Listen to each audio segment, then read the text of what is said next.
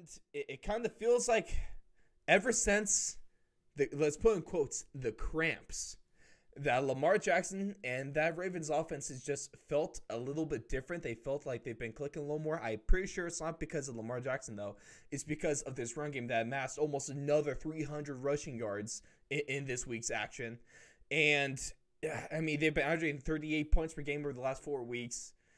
And it feels like they're kind of maybe they're like the Tampa Bay Bucks, where they're hitting in stride going to the playoffs, but they also haven't really been winning their last couple of games against solid teams and solid defenses, so it might skew it a little bit while they're hitting stride, but it's going to be different competition coming to the first round of the playoffs.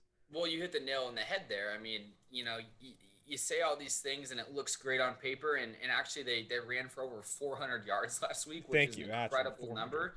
My gosh, I mean, I think they ran like 52 times for 404 yards. Be Which is nice to just have 400 yards total offense. ridiculous number. But I mean, you go on the road against the Browns and the cramp game where there's almost a combined 90 points, scored in that whole game, and then you go at home against the Jags, at home against the Giants, on the road against the Bengals.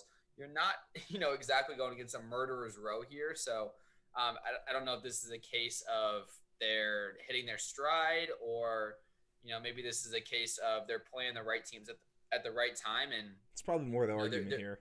I mean, they're getting back to what they do well. I think a lot of the noise was Lamar can't throw. Let's prove that he can drop back and he can run this spread style offense where there's a lot of throwing, there's deep passes, there's intricate pass routes, but there's no shame in just doing what you're good at. Lamar is incredible in the zone read game. When you're, pulling your tight ends, you got Patrick Ricard in there at fullback, running the lead plays, just running all these very intricate offensive schemes, all based around the run game, and then you're throwing off of that run game. There's no shame in that. You can win playoff games like that. And you saw that the Niners do that all last year. They got him to the Super Bowl with Jimmy G throwing under 20 times in an NFC Championship game. Well, do you think the Niners got to the Super Bowl almost won because of Jimmy Garoppolo? No chance. That's exactly. But here's the thing: is like Lamar's a competent passer when everyone is worried about the run game, and they have 7, 8 guys in the box, and Marquise Hollywood Brown's got a one-on-one on the outside. Des Bryant is now an actual red zone threat, which you never would have thought. I love it. Catches anything around him.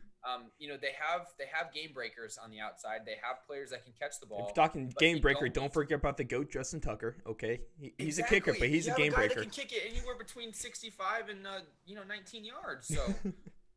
This Ravens offense does not need to get super intricate. They need to run the ball. They need to throw off the run game, and that's it. That's how they're going to win. That's exactly. Hey, the Ravens' game plan. Look to the Titans. That's your game plan too. Run the ball and then pass off the run with a play action, or Lamar Jackson just taking himself. This game might last 2 hours. How quick everyone's gonna be chewing the clock up, running the ball. It's gonna be incredible. This is the game I'm most excited for. I'm really looking forward to it too.